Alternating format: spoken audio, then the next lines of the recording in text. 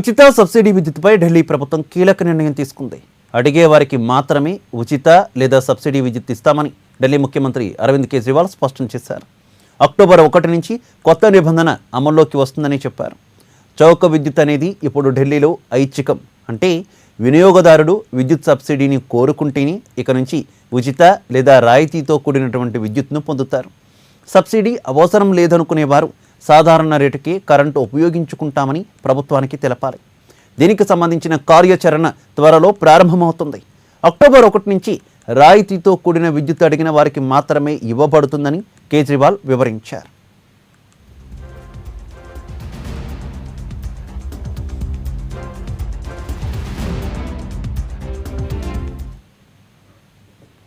ప్రస్తుతం ఢిల్లీలోని వినియోగదారులకు 200 యూనిట్ల వరకు ఎటువంటి బిల్లు లేదు. నెలకు 201 నుంచి 400 యూనిట్ల విద్యుత్పై 800 రూపాయల వరకు సబ్సిడీ ఇస్తున్నారు. ఉచిత విద్యుత్, నీటి పథకాలతో కేజ్రీవాల్ ఢిల్లీలో తన అధికారాన్ని సుస్థిరం చేసుకున్నారు. పంజాబ్లోనూ దీన్ని అమలు చేస్తామని ఆయన హామీ ఇచ్చారు. విద్య, వైద్య రంగాల్లోనూ ఢిల్లీ సర్కార్ మంచి ప్రగతి సాధించడంతో పంజాబ్ అసెంబ్లీ ఎన్నికల్లో ఆమ్ ఆద్మీ పార్టీ ఘన విజయం సాధించింది.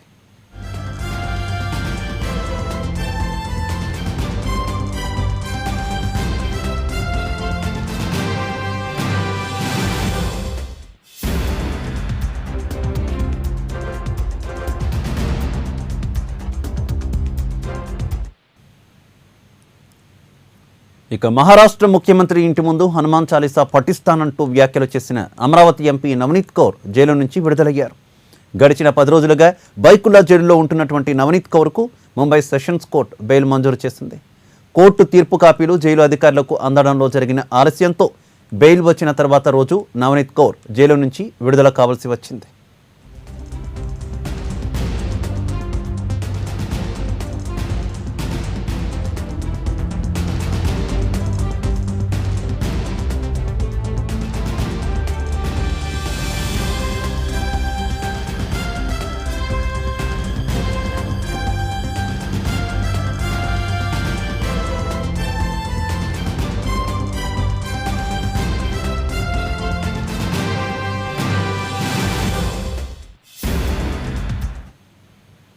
బైకుల్లా జైలు నుంచి విడుదలైన నవనీత్ కౌర్ను వైద్య పరీక్షల నిమిత్తం పోలీసులు లీలావతి ఆసుపత్రికి తరలించారు. హనుమాన్ జయంతి రోజున సీఎం ఉద్ధవ్ ఠాక్రే హనుమాన్ చాలీసా పఠించాలని డిమాండ్ చేసిన కౌర్ సీఎం అందుకు ఒప్పుకోకపోతే ఆయన ఇంటి ముందు తానే హనుమాన్ చాలీసా పఠిస్తానంటూ ప్రకటించారు.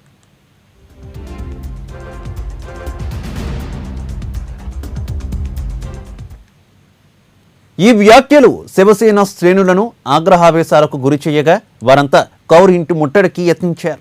ఈ సందర్భంగా ముంబైలో ఉద్రిక్త పరిస్థితులు నెలకొన్నాయి. ఈ క్రమంలోనే కౌర్తో పాటు ఎమ్మెల్యేగా ఉన్న ఆమె భర్త రవి రాణాను కూడా పోలీసులు అరెస్ట్ చేశారు. కౌర్తో పాటు రవి రాణాకు కూడా కోర్టు బెయిల్ మంజూరు చేసింది.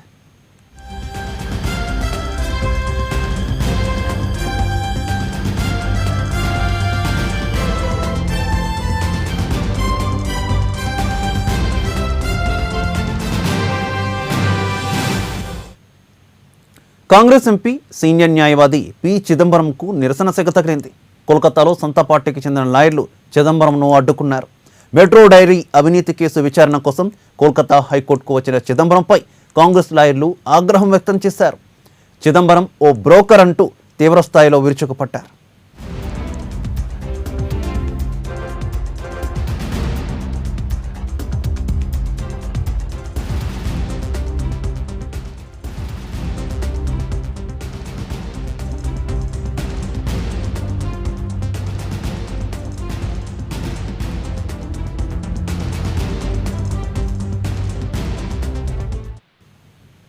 కాగా మెట్రో డైరీలో అవినీతి జరిగిందని ఆరోపిస్తూ బెంగాల్ కాంగ్రెస్ అధ్యక్షుడు అధీర్ రంజన్ చౌదరి ప్రజా ప్రయోజన వ్యాజ్యం దాఖలు చేశారు. అయితే ప్రభుత్వం తరపున కాంగ్రెస్ సీనియర్ నేత పి చిదంబరం కోర్టుకు హాజరయ్యారు. ఈ నేపథ్యంలో సొంత పార్టీకి వ్యతిరేకంగా కేసు ఒప్పుకున్న చిదంబరంపై కాంగ్రెస్ లాయర్లు మండిపడ్డారు.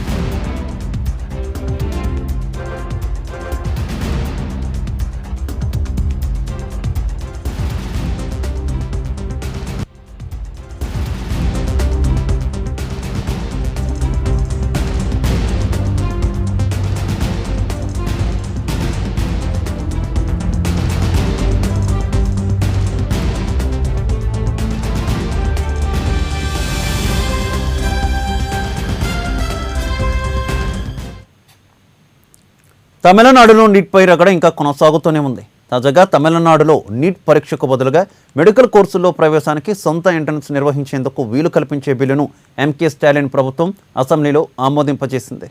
ఈ నేపథ్యంలో ఈ బిల్లును ఆమోదించాలని తమిళనాడు గవర్నర్ ఆర్ఎన్ రవి రాష్ట్రపతి రామ్నాథ్ కోవింద్ ఆమోదం కోసం బిల్లును కేంద్ర హోంమంత్రిత్వ శాఖకు పంపించారు.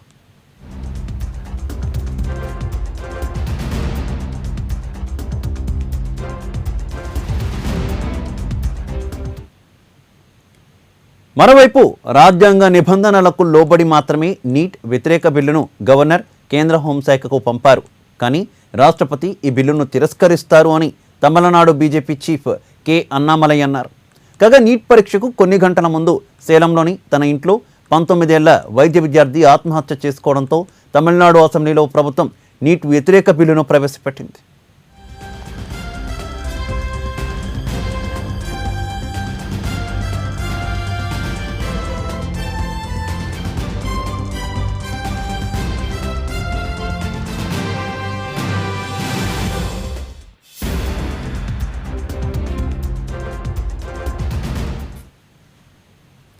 ఇక కేంద్రపాలిత ప్రాంతం జమ్మూ కాశ్మీర్లో నియోజకవర్గాల పునర్విభజన పూర్తయింది.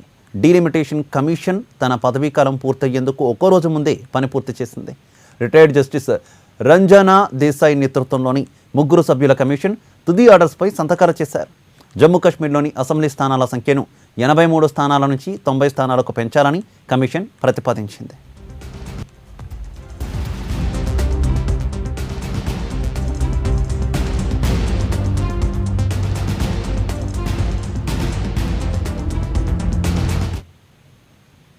జమ్మూలో 6 స్థానాలు, కశ్మీర్లో 1 స్థానం కమిషన్ అదనంగా ప్రతిపాదించింది. చరిత్రలోనే తొలిసారి షెడ్యూల్డ్ ట్రైబ్స్కు 9 సీట్లు కేటాయించింది. నియోజకవర్గాల సంఖ్య, విస్తీర్ణం వంటి వివరాలతో కూడిన గెజిట్ నోటిఫికేషన్ విడుదల చేసిన తర్వాత ఆర్డర్ కాపీ కేంద్ర ప్రభుత్వానికి సమర్పించనుంది.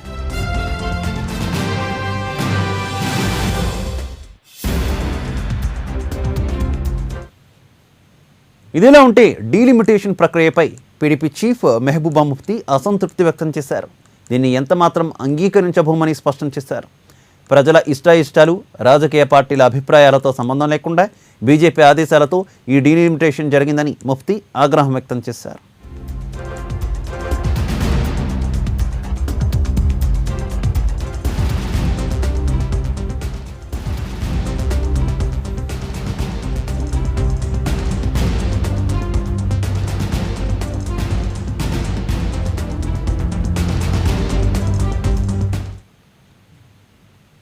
రాజస్థాన్లోని జోధ్పూర్లో జరిగినటువంటి మత ఘర్షణలతో లింకు ఉన్న 211 మందిని అరెస్ట్ చేశారు. ఈ ఘటనపై మొత్తం 19 కేసులు నమోదైనట్టు పోలీసులు తెలిపారు. ఈద్ పండుగ సంబరాలకు ముందు జోధ్పూర్లో 2 వర్గాల మధ్య ఘర్షణ తలెత్తింది. 211 మందిలో మొత్తం 191 మందిని ఐపీసీ 151 సెక్షన్ ప్రకారం అరెస్ట్ చేశారు. జోధ్పూర్లో పరిస్థితి అదుపులో ఉన్నట్టు రాజస్థాన్ డీజీపీ ఎంఎల్ లాథర్ తెలిపారు. అన్ని కోణాల్లో విచారణ జరుపుతున్నట్టు ఏసీపీ చక్రవర్తి సింగ్ రాథోడ్ తెలిపారు. ఈ నెల 6వ తేదీ వరకు జోధ్పూర్లో కర్ఫ్యూను అమలు చేయనున్నారు. నగరంలోని జలోరీ గేట్ సర్కిల్ వద్ద మతపరమైన జెండాలను ఆవిష్కరించే అంశంలో 2 వర్గాల మధ్య గొడవ ప్రారంభమైంది. ఆ సమయంలో 2 వర్గాలు రాళ్లు రువ్వుకున్నాయి. ఈ ఘటనలో పలువురు పోలీసులు గాయపడ్డారు. ఉద్రిక్త పరిస్థితులు నెలకొన్న నేపథ్యంలో అక్కడ మొబైల్, ఇంటర్నెట్ సేవల్ని నిలిపివేశారు.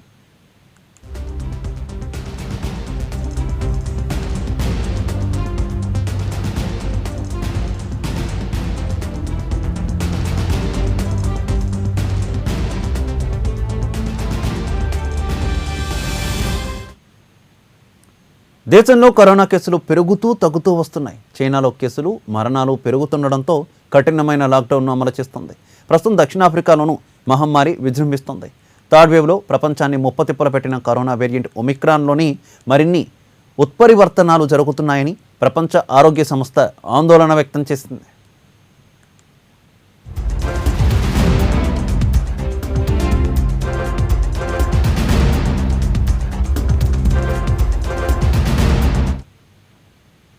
చాలా దేశాల్లో ఒమిక్రాన్ సబ్ వేరియంట్ BA.2 ప్రభావమే ఎక్కువగా ఉన్న దక్షిణాఫ్రికాలో మాత్రం BA.4, BA.5 అనే కొత్త ఉపరకాలు కరోనా కేసులు పెరిగిపోవడానికి కారణమవుతున్నాయని WHO చీఫ్ టెడ్రోస్ అధనోమ్ అన్నారు. ఆ తర్వాత ఏం జరుగుతుందో ఏమోనని ఆందోళన వ్యక్తం చేశారు.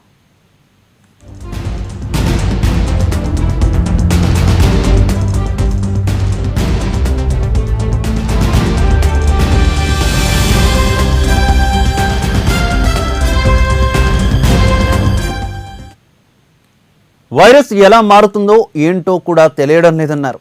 చాలా దేశాలు వైరస్ జీనోమ్ సీక్వెన్సింగ్ చేయడాన్ని ఆపేశాయని, కానీ దక్షిణాఫ్రికా ఇంకా కొనసాగిస్తోందని చెప్పారు.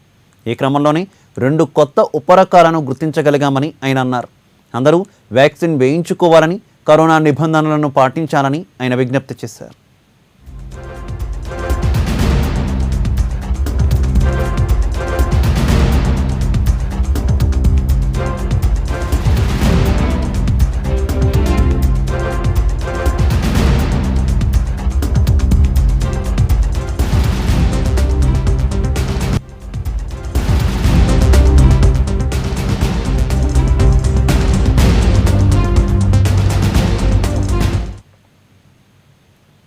ఇదిలా ఉండగా ప్రపంచవ్యాప్తంగా గత వారంలో కరోనా కేసులు, మరణాలు తగ్గుముఖం పట్టాయని WHO తాజా నివేదిక వెల్లడించింది. గత వారం 15,000 మంది చనిపోయారని, ఆ సంఖ్య కరోనా ప్రారంభ రోజుల కన్నా తక్కువేనని తెలిపింది.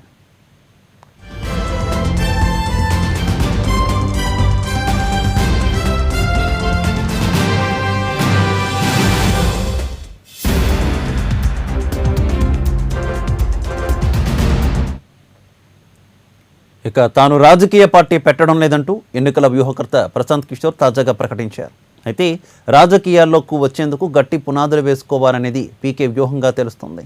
దీనికి గాను అక్టోబర్ 2 నుంచి బీహార్ రాష్ట్ర వ్యాప్తంగా 3,000 కిలోమీటర్ల మేర పాదయాత్ర చేపడతానని ఆయన ప్రకటించారు. సాధ్యమైనంత మంది ప్రజలను తన పాదయాత్ర ద్వారా కలవడానికి అవకాశం ఉంటుందన్నారు. దీన్ని కొత్త ఆలోచన, కొత్త ప్రయత్నంగా ఆయన అభివర్ణించారు.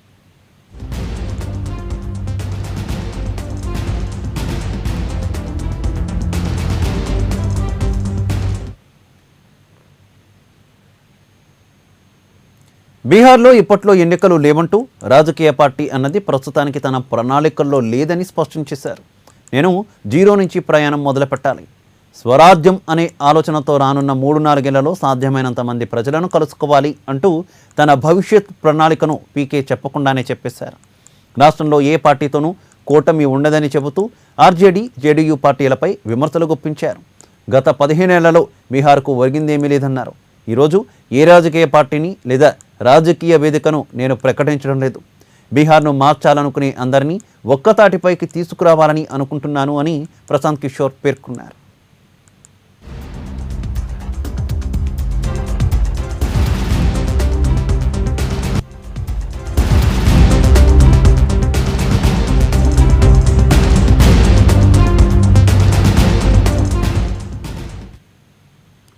ముఖ్యమంత్రి నితీష్ కుమార్తో తనకు ఎటువంటి వ్యక్తిగత విభేదాలు లేవన్నారు.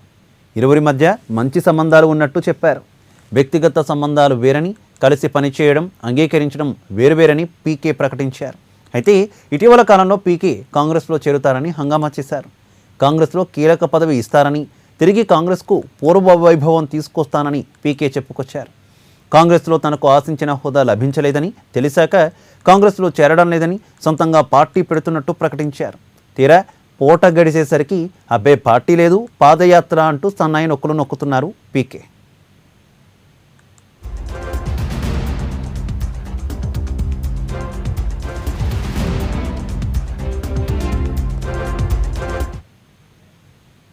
ఎలాంటి ఉరుములు మెరుపులు లేకుండా ఆర్బీఐ గవర్నర్ శక్తికాంత్ దాస్ అత్యవసరంగా సమావేశం ఏర్పాటు చేసి కీలక వడ్డీ రేట్లు, రెపో రేట్లను పెంచుతున్నట్టు ప్రకటించి షాక్ ఇచ్చారు. అధిక ద్రవ్యోల్బణానికి విరుగుడు వడ్డీ రేట్లు పెంచడమేనని ఆయన వివరణ కూడా ఇచ్చారు. దీంతో బ్యాంకుల నుంచి రుణాలు తీసుకున్న వారికి ఈఎంఐల పెనుభారం పడనుంది. ఆర్బీఐ రెపో రేటును 40 బేసిస్ పాయింట్లు పెంచేసింది. వాణిజ్య బ్యాంకులు, రిజర్వ్ బ్యాంకుల నుంచి తీసుకునే రుణాలను రెపో రేటు అంటారు. గతంలో 4% ఉన్న రెపో రేటు ప్రస్తుతం 4.40% పెరిగింది. పెరిగిన 0.40% వడ్డీ ప్రభావం బ్యాంకుల నుంచి రుణాలు తీసుకున్న వారిపై పడుతుంది.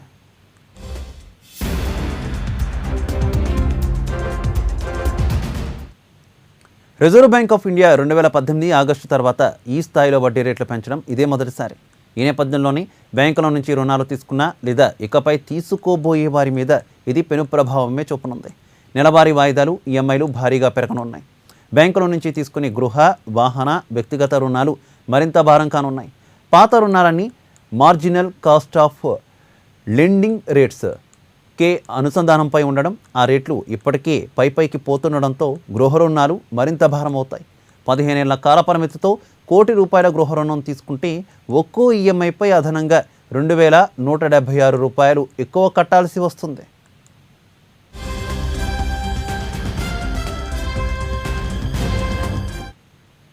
వాటితో పాటు standing deposit facility, marginal standing ఫెసిలిటీల వడ్డీలు పెరగనున్నాయి.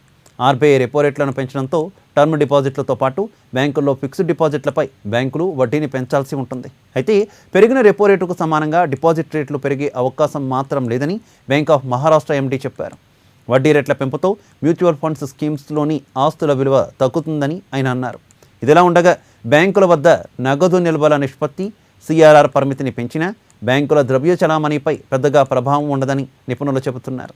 ఇప్పటికే ఆర్బీఐ వద్ద బ్యాంకులకు సంబంధించిన 2 లక్షల కోట్ల నిధులున్నాయని బ్యాంకింగ్ వర్గాలు చెబుతున్నాయి.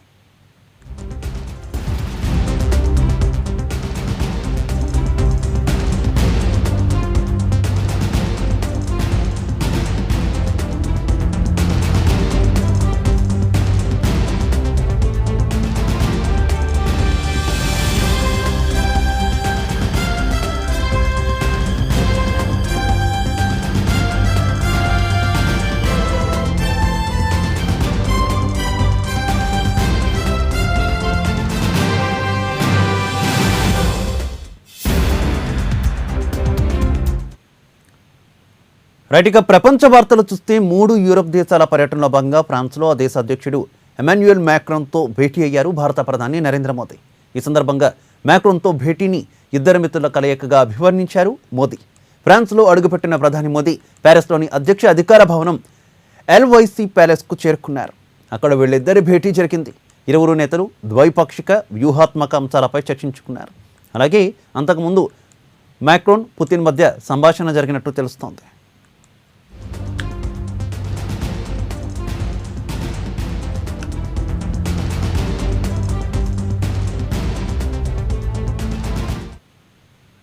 ఈ క్రమంలో ఉక్రెయిన్ పరిణామాలపై ప్రధాని మోదీ, ఫ్రాన్స్ అధ్యక్షుడు మ్యాక్రాన్ మధ్య ప్రస్తావన వచ్చినట్టు తెలుస్తోంది.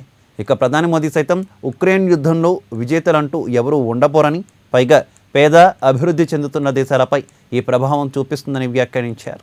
జర్మనీ, డెన్మార్క్, ఫ్రాన్స్ దేశాల పర్యటన ముగియడంతో ప్రధాని నరేంద్ర మోదీ భారత్కు తిరుగు ప్రయాణమయ్యారు. అటు రష్యాపై ఉక్రెయిన్ దండయాత్ర కొనసాగుతోంది.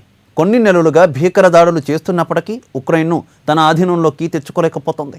దీంతో ఇక అణు యుద్ధాన్ని ప్రారంభించాలని యోచిస్తోంది. ఉక్రెయిన్పై అణ్వాయుధాలను ప్రయోగించేందుకు సన్నాహాలు చేస్తోంది. అణ్వస్త్ర సామర్థ్యం గల క్షిపణి దాడులపై సాధన చేస్తున్నట్టు రష్యా తాజాగా ప్రకటన చేయడం ఆందోళనకు గురిచేస్తోంది.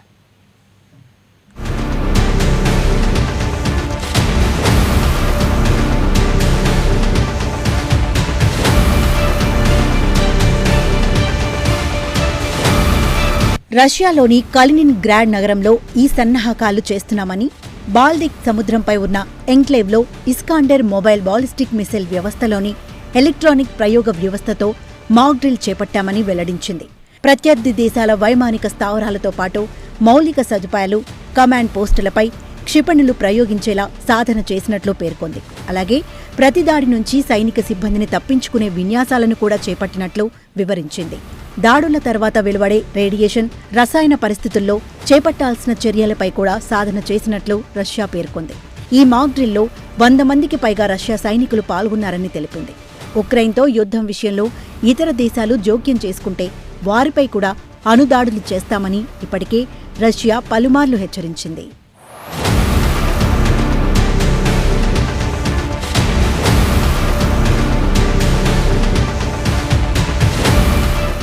ఇదిలా ఉండగా ఉక్రెయిన్లో 2 నెలలకు పైగా జరుగుతున్న యుద్ధంలో ఉక్రెయిన్తో పాటు రష్యాకు తీవ్ర నష్టం వాటిల్లింది. బాంబులు, మిసైల్స్ దాడుల్లో ఉక్రెయిన్ పౌరులు, సైనికులతో పాటు రష్యా సైనికులు కూడా వేల సంఖ్యలో మృత్యువాత పడుతున్నారు. ఇవన్నీ ఒకెత్తైతే యుద్ధంలో సుమారు 12 మంది రష్యన్ టాప్ జనరల్స్ మరణించినట్టు ఉక్రెయిన్ అధికారులు వెల్లడించారు. కాగా పెద్ద ఎత్తున జనరల్స్ మృత్యువాత పడటంతో రష్యా అధ్యక్షుడు పుతిన్ తీవ్రమైన షాక్కు గురయ్యారు. రష్యన్ జనరల్స్ ను చంపడానికి ఉక్రెయినియన్ దళాలకు అమెరికా ఇంటెలిజెన్స్ సహాయం చేస్తోందని రష్యా అనుమానపడుతోంది. దీంతో ఉక్రెయిన్పై మరింత దూకుడు పెంచాలని రష్యా భావిస్తోంది. ఉక్రెయిన్కు సహాయం చేసే దేశాలను సైతం వదలమని, ఆ దేశాలపై కూడా అణుదాడులను చేస్తామని రష్యా చిందులేస్తోంది.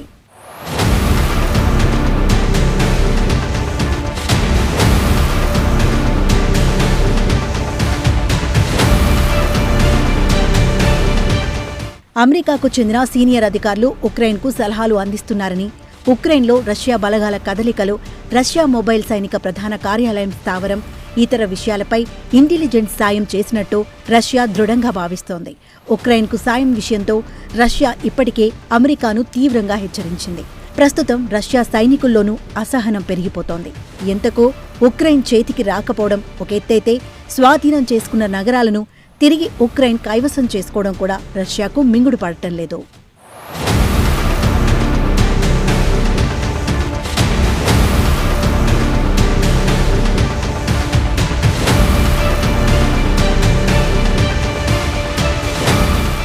దీంతో రష్యా సైన్యం ఉక్రెయిన్పై మరింత దూకుడు పెంచింది. దేశంలోని తూర్పు ప్రాంతంలో దాడులను ముమ్మరం చేసింది. తాజాగా అటు విదేశీ ఆయుధాల సరఫరాను లక్ష్యంగా చేసుకుని ఉక్రెయిన్ పశ్చిమ ప్రాంతంలో దాడులు చేసింది. ఈ నేపథ్యంలో యూరోపియన్ యూనియన్ రష్యాను శిక్షించడానికి సిద్ధమవుతోంది. చమురు దిగుమతులపై నిషేధాన్ని ప్రతిపాదించింది. మరోవైపు తూర్పు డాన్బాస్ ప్రాంతంలో జరిగిన దాడుల్లో 21 మంది పౌరులు మరణించారని ఉక్రెయిన్ అధికారులు తెలిపారు. మే 9న విక్టరీ డే కోసం రష్యా సన్నాహాలు చేస్తున్న నేపథ్యంలో రష్యా దాడుల జోరును మరింత పెంచింది. నాజీ జర్మనీపై సోవియట్ యూనియన్ సాధించిన విజయాన్ని విక్టరీ డేగా జరుపుకుంటుంది రష్యా.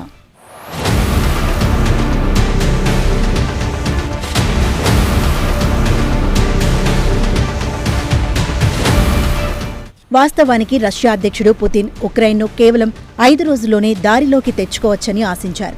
ఆయన సలహాదారులు కూడా ఇదే సలహా ఇచ్చారు. అయితే యుద్ధ రంగంలోకి దిగిన తర్వాత రష్యాకు అడుగడుగునా ఎదురుదెబ్బలు తగులుతున్నాయి. ఫిబ్రవరి 24వ తేదీన మొదలైన యుద్ధం ఇప్పటికీ అలా కొనసాగుతూనే ఉంది. ఉక్రెయిన్కు అమెరికాతో పాటు నాటో దేశాలు అండగా నిలిచాయి. రష్యాను ఆర్థికంగా దెబ్బతీసేందుకు ఆర్థికపరమైన ఆంక్షలు విధించింది. దీంతో రష్యాకు ఆర్థికపరమైన కష్టాలు మొదలయ్యాయి. మే 9వ తేదీన జరిగే విక్టరీ డే నాటికి ఉక్రెయిన్ను తమ ఆధీనంలోకి తెచ్చుకొని విక్టరీ సంబరాలు జరుపుకుందామన్న పుతిన్ కలలు కళ్లలయ్యాయి. దీంతో అణ్వాయుధాలు ప్రయోగిస్తామంటూ కొత్త పల్లవి అందుకున్నారు.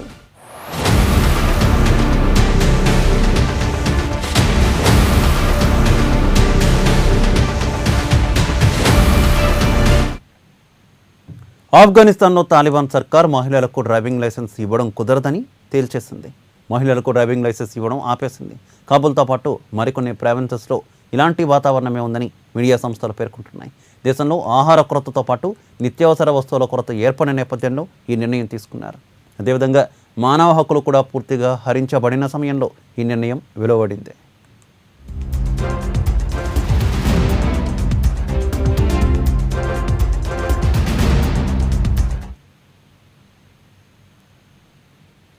తాలిబాన్లు అధికారంలోకి రాకమునుపు కొన్ని ప్రధాన పట్టణాల్లో మాత్రమే మహిళలకు డ్రైవింగ్ లైసెన్సులు జారీ చేసేవారు. కాబూల్లో కూడా చేసేవారు.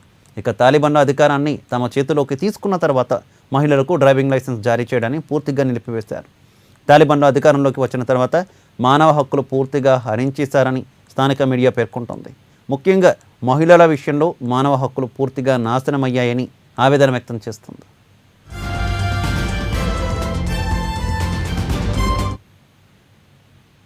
డ్రాగన్ వక్రబుద్ధి మారడం లేదు. తాజాగా మరో దుశ్చర్యకు పాల్పడుతోంది చైనా. చైనా యొక్క పిఎల్ఏ సైన్యం పాంగోంగ్ సరస్సుపై వంతెన పక్కన నూతన రహదారి నిర్మాణాన్ని చేపడుతోంది. ఈ విషయం శాటిలైట్ చిత్రాలు బహిర్గతం చేశాయి. Open source intelligence Intel lab ప్రకారం చైనా పాంగోంగ్ సరస్సుపై వంతెనను నిర్మిస్తోంది. తద్వారా సరస్సు యొక్క ఉత్తర దక్షిణ ప్రాంతాలలో తన దళాలు సులభంగా తరలించడానికి చైనా కుట్ర చేస్తోంది. వంతెన శాటిలైట్ చిత్రాలను ఇంటెల్ ల్యాబ్ విడుదల చేసింది.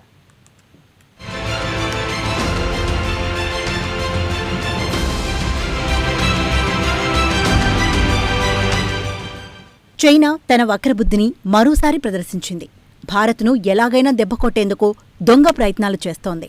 ఇందులో భాగంగా తూర్పు లడాక్ సరిహద్దుల్లో వేగంగా నిర్మాణాలు చేపడుతోంది. ఈ నేపథ్యంలో పాంగాంగ్ సరస్సుపై కున్నాక్ వద్ద వంతెన నిర్మాణం పూర్తి చేసింది. తాజాగా ఈ బ్రిడ్జిను దగ్గర్లోని సైనిక స్థావరానికి అనుసంధానించేలా రోడ్డు నిర్మాణం చేపట్టినట్లు శాటిలైట్ చిత్రాలు చెబుతున్నాయి.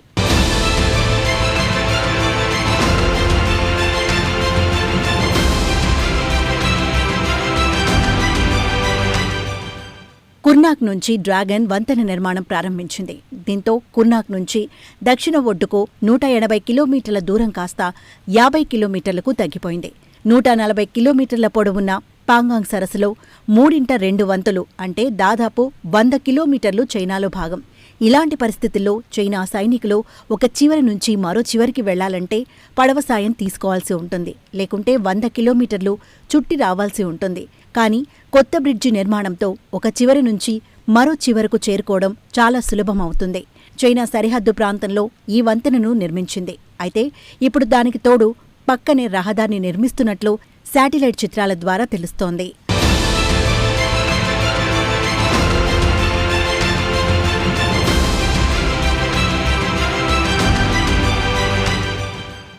పంతొమ్మిది 1962 నుంచి చైనా అక్రమ ఆక్రమణలో కొనసాగుతున్న ప్రాంతాల్లో ఈ వంతెనను నిర్మించింది.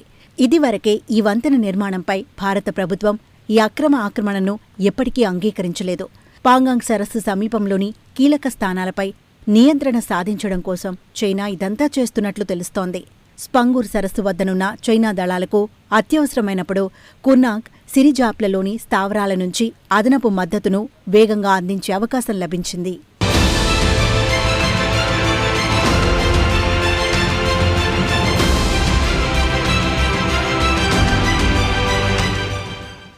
పాంగాంగ్ సరస్సుకు ఉత్తరం, దక్షిణ భాగంలో భారతదేశం, చైనా సైన్యాల మధ్య 2019లో వివాదం జరిగింది. సరస్సుకు ఉత్తరాన వివాదాస్పద ఫింగర్ ఏరియా ఉంది. దక్షిణాన కైలాష్ హిల్ రేంజ్, రెచిన్లా పాస్ ఉన్నాయి. తర్వాత 2 చోట్ల విడదీయనప్పటికీ తూర్పు లడఖ్లోని 2 దేశాల సైన్యాల మధ్య ఉద్రిక్తత కొనసాగుతోంది. 2 దేశాల సైన్యాలకు చెందిన వేలాది మంది సైనికులు ఇక్కడ ఉన్నారు. ఇది కాకుండా యుద్ధ ట్యాంకులు, ఫిరంగులు, క్షిపణులు ఈ ప్రాంతంలో మోహరించి ఉన్నాయి.